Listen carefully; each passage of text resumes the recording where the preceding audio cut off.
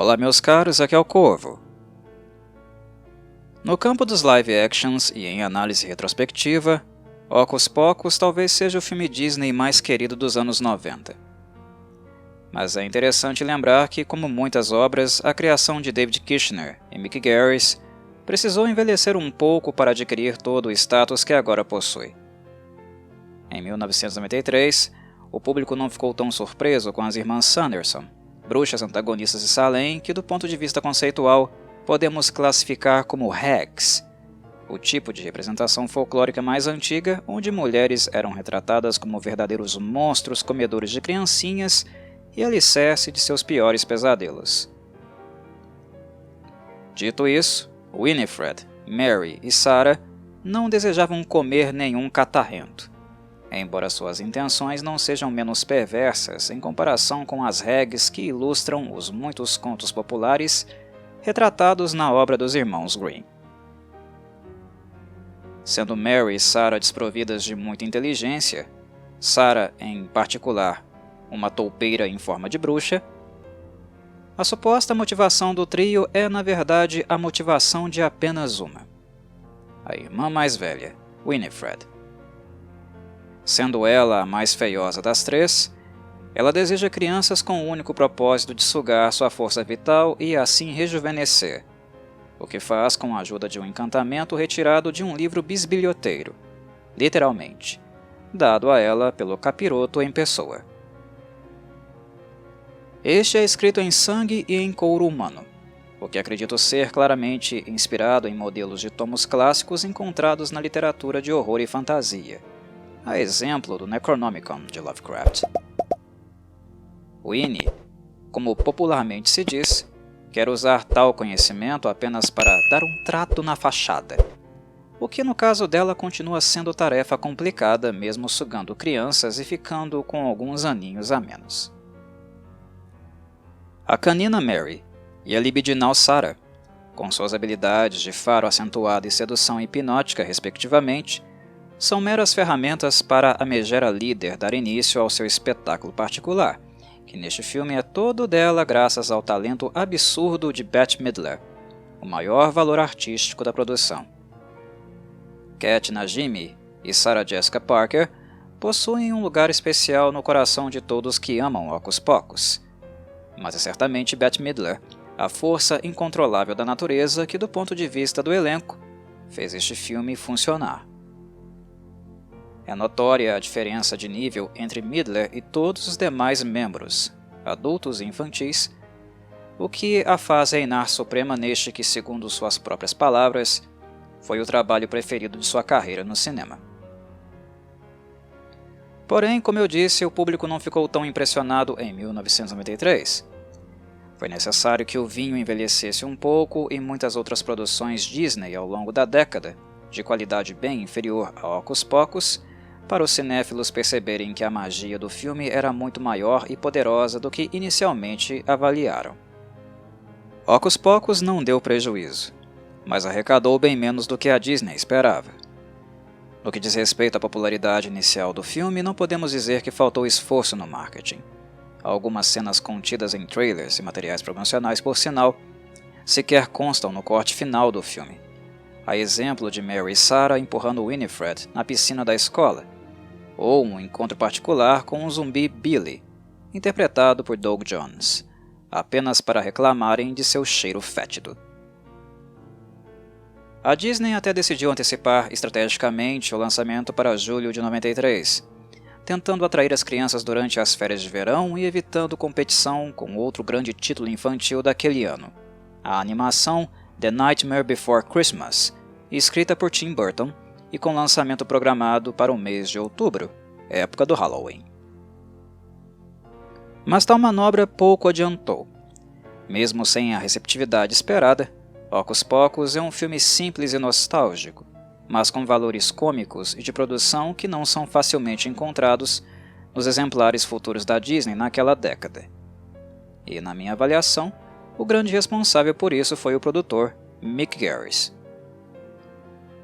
É bastante comum que o público sempre se lembre do diretor de um filme em virtude de ser este um tipo de profissional mais em evidência, não apenas no que diz respeito aos créditos, mas também no interesse jornalístico.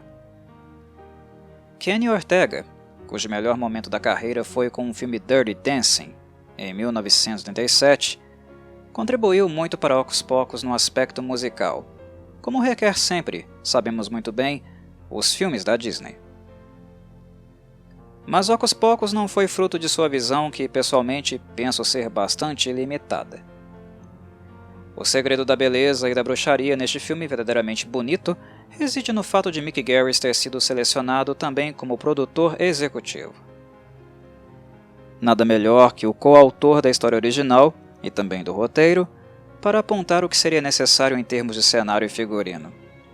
Em parceria com David Kirshner, mais conhecido por produzir, em 1978, o filme Child's Play, o primeiro e melhor exemplar do boneco assassino Chucky, Garris criou uma noite de Halloween deveras infantil, compatível com o público-alvo, mas sem deixar de tocar sutilmente nas sombras e no horror que figuras como as mitológicas hags exerciam no imaginário.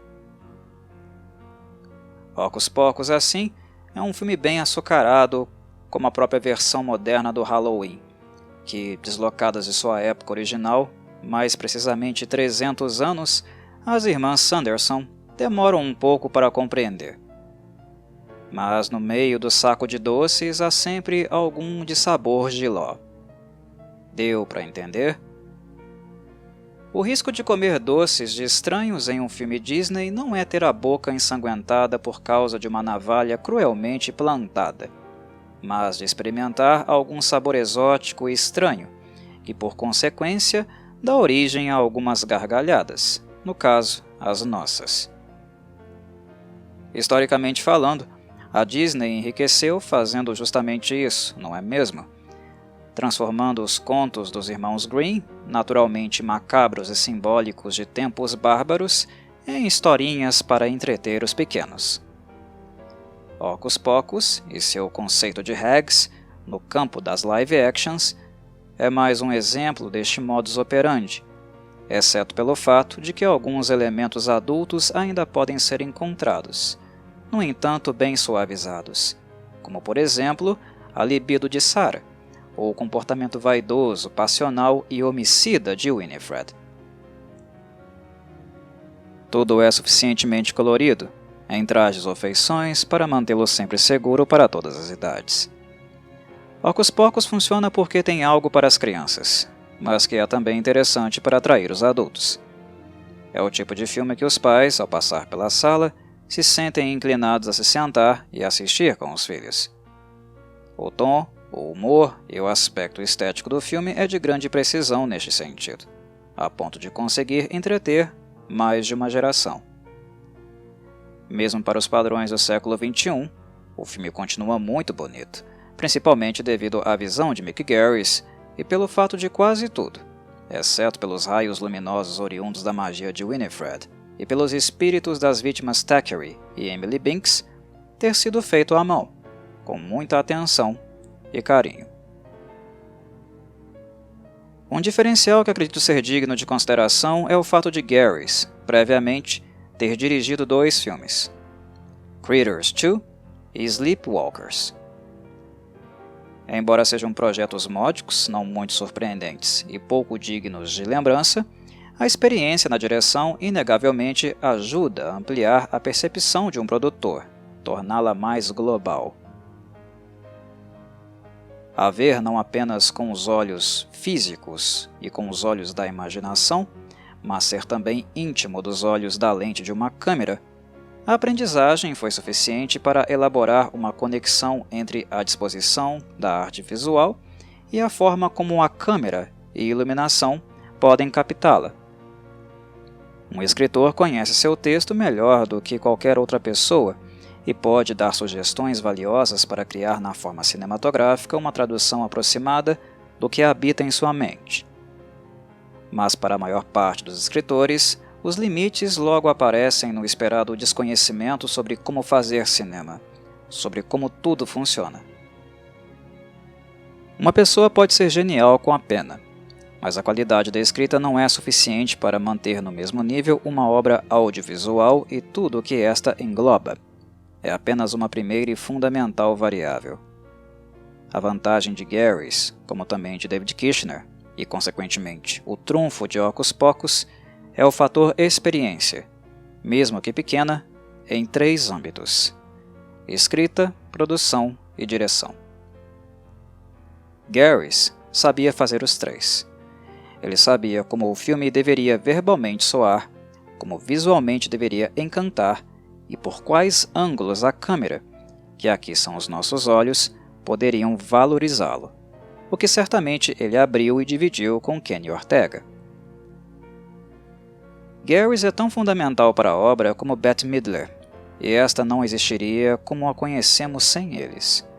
Kenny Ortega poderia ser substituído por qualquer outro diretor, de preferência um melhor, já que considero seu trabalho muito limitado e mundano, não apenas naquela época, mas desde sempre. Porém, mesmo que isso acontecesse, dificilmente Hocus Pocus seria algo diferente da visão e humor de Garrys. E com aquela pitada levemente dark de Kushner, que naquela altura estava também se aventurando na produção de The Addams Family. Por mais que Garrys tivesse muito a aprender, oportunidades que futuramente surgiriam para ele no campo da TV com Bag of Bones, trabalhando com John Carpenter, e The Shining, trabalhando com Stephen King numa adaptação mais literal do livro, penso que Hocus Pocus foi o grande momento de sua carreira até a presente data. Tal reconhecimento, que não é apenas meu, considero ser merecido mesmo que Garrys não tenha construído uma filmografia sólida. Comprado pela Disney em 1984, o roteiro, que originalmente era muito mais macabro, ficou 8 anos no limbo, gerando certamente ansiedade e incerteza se algum dia receberia o sinal verde. O verdadeiro desejo de Garrys e Kushner era que Steven Spielberg, com quem tiveram colaborações prévias, assumisse o projeto. Dada a boa relação entre os três, o lendário diretor e produtor poderia muito bem ter abraçado o projeto caso a Disney não estivesse envolvida. Kushner e Garrys não estavam cientes do fato de Spielberg considerar a Disney, naquela época, a principal concorrente de suas obras e futuros projetos, o que consequentemente o fez recusar a proposta. O filme, adocicado para ficar compatível com a imagem da empresa, ao que talvez nas mãos de Spielberg não tivesse acontecido, ganhou exibições anuais nas festividades de Halloween em médio e longo prazo, se transformando em cult classic longevo e um tesouro da própria cidade de Salem, um dos locais onde foi filmado e que também empresta, para o bem e para o mal, uma aura muito particular para o filme, mudando inclusive a visão que alguns dos envolvidos tinham da temática da bruxaria, a exemplo de Sarah Jessica Parker. Kathy Najimy já era muito consciente dos fatos históricos, o que a fez hesitar por um instante em aceitar o papel, preocupada com a imagem de bruxa malvada que poderia construir. Mas Sarah Jessica Parker aprendeu muito durante o período que trabalhou no projeto, consultando fontes documentais. A história real da bruxaria e da própria Salem é das mais absurdas e tristes da história do país, muito diferente do clima ameno e espirituoso de Hocus Pocus, que mantém as crianças longe de todo o horror até que estejam crescidas e maduras o suficiente para conhecerem e aprenderem com o passado. A critério de curiosidade, o último julgamento de bruxas na Nova Inglaterra envolveu uma mãe e filha, ambas chamadas Winifred, no ano de 1697. Já me preparando para encerrar a fala, comento agora um pouco mais sobre os membros do elenco, especialmente Bette Midler e os demais que ainda não citei. As crianças, é claro. O que o cinéfilo deve ter em mente é que, como aconteceu com a direção, originalmente nenhum dos artistas foi a primeira opção de Hocus Pocus. Mas falo isso sem nenhum grau pejorativo, até porque não é muito incomum algo assim acontecer no cinema. Dito isso, não deixa de ser irônico como quase ninguém foi a primeira escolha dos produtores, e como alguns substitutos acabaram se saindo melhor do que a encomenda. Bette Midler é o maior exemplo. Podemos imaginar Hocus Pocus com pessoas diferentes nos demais papéis, mas Midler foi tão majestosamente perfeita e se entregou tanto que não consigo imaginar outra pessoa fazendo Winnie. No departamento adulto, de modo geral, o elenco me agrada, mas o infantil, sendo honesto, não é dos melhores, exceto por Thora Birch, que aqui faz a eufórica e expansiva Dani. Não é de se espantar que apenas Birch teve maior destaque posteriormente, a exemplo de sua participação no aclamado American Beauty, em 1999. Entre os jovens, ela era a única que realmente tinha algum potencial. Mas a carreira de Henry Katz e Vanessa Shawn não seguiu o mesmo caminho. No caso de Vanessa, eu só a reconheci no clássico Eyes Wide Shut, o último filme de Stanley Kubrick, em virtude do modo como o saudoso diretor era atento aos detalhes. Mas não é incomum muitas pessoas assistirem um filme e não se lembrarem de Vanessa aparecendo brevemente no papel da prostituta Domino. A carreira dela é vasta, mas sem grande destaque. Vanessa Shawn não é uma grande atriz, embora seja melhor do que Henry Katz, para mim, o mais fraco do elenco infantil. O curioso é que o papel de Max foi originalmente oferecido a Leonardo DiCaprio, que infelizmente optou pelo filme What's Eating Gilbert Grape, no mesmo ano. Mas acredito que ele seja a única ausência a se lamentar, mais em virtude da inabilidade de Katz do que necessariamente aquilo que DiCaprio, naquela época ainda muito imaturo, poderia oferecer. Entre as crianças, finalmente, há Sean Murray, que interpreta o jovem humano e gato ancião Thackeray Binks. O caso dele merece um acento especial porque a voz que ouvimos na verdade não é de Sean, mas de Jason Marsden, mais conhecido por dublar o personagem cartunesco Max, o filho do Pateta. A voz de Sean foi preterida por soar contemporânea demais, incompatível com um recorte de época de Binks. Fato que minou quase por completo sua participação no filme, pois a forma mais constante do personagem é em pele felina, amaldiçoado por Winifred a viver para sempre como tal. Por sinal, gatos negros falantes em contos de bruxaria não é exatamente uma novidade, mas é impossível não considerar que Binks sofreu uma influência direta de Salem Saberhagen, o gato da bruxa adolescente Sabrina, que ganhou destaque nos quadrinhos da Archie Comics no início dos anos 70. O Salem de Sabrina é muito mais interessante e mentalmente trabalhado do que Binks, sem dúvida, mas o gatinho de Hocus Pocus tem lá o seu charme. Este filme foi a primeira produção live-action da Disney a aplicar efeitos visuais digitais, um fato histórico e importante por si só. E Binks é um dos personagens que mais motivaram o uso do recurso, já que os produtores trabalharam com vários gatos negros reais e aplicando efeitos digitais em Binks nos momentos onde ele aparece falando com as crianças. Os efeitos especiais, obviamente, são muito rudimentares. O que veio a calhar? Porque um dos maiores acertos de Hocus Pocus foi usar o máximo de efeitos práticos possíveis e deixar os digitais para ocasiões pontuais. É por esse motivo que o filme é tão orgânico e nos brinda com maquiagens interessantes como a do zumbi Billy. No que diz respeito a efeitos práticos e Binks, houve também o uso de animatrônicos em situações onde as características individuais de cada felino real eram incompatíveis para realizar uma tarefa específica. Um exemplo claro disso acontece no atropelamento de Binks por um ônibus dirigido por Sarah, sendo esmagado e logo depois começando a inflar e se reconstituir.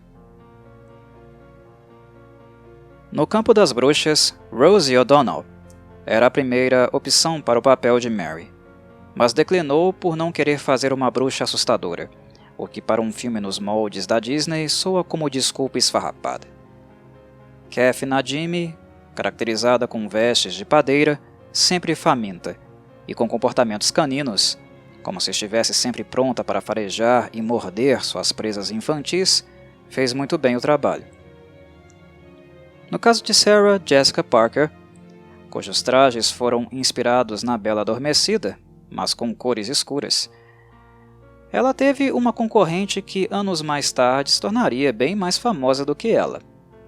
A pessoa em questão era nada mais nada menos do que Jennifer Lopez, que fez o teste para o papel e foi reprovada, graças aos céus.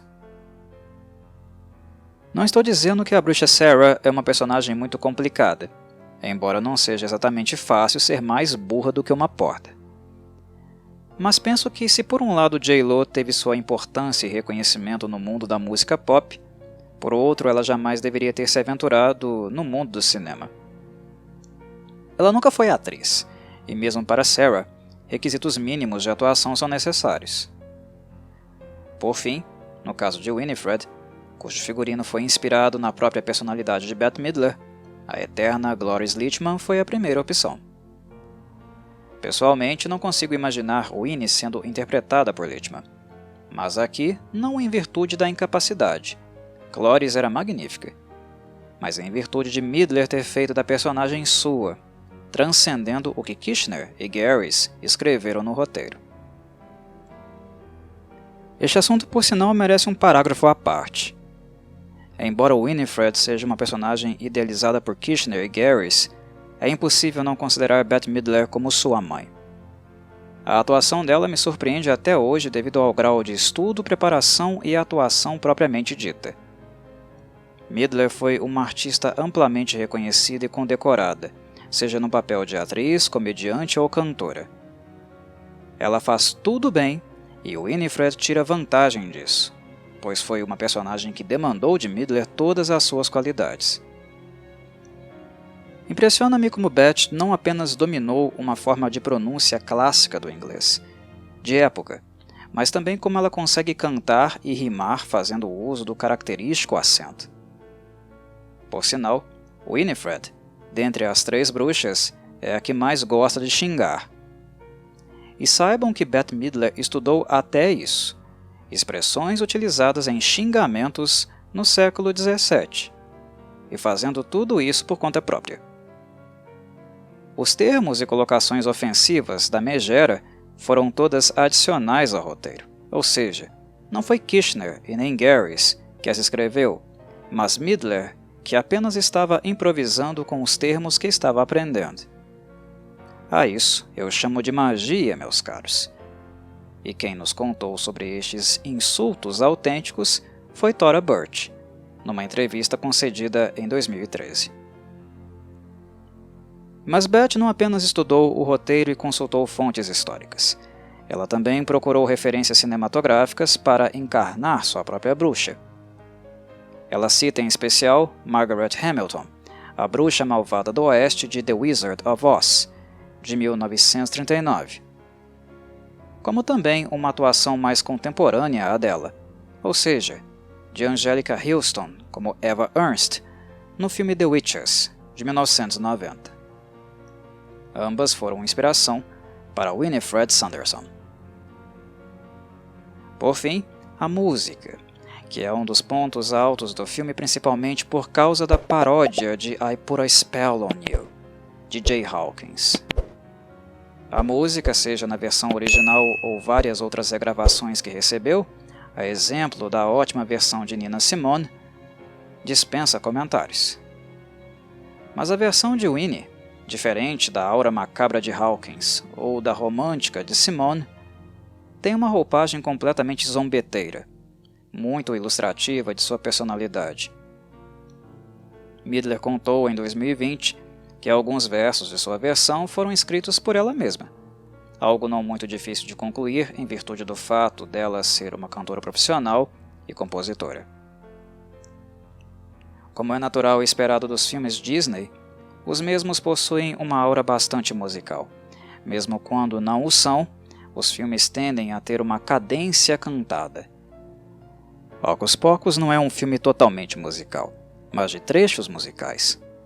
Dito isso, tem falas muito musicais sempre quando Bette Midler está em cena, pois até os feitiços, maldições e xingamentos proferidos por ela têm rimas e musicalidade, sendo elaborados quase sempre por improviso.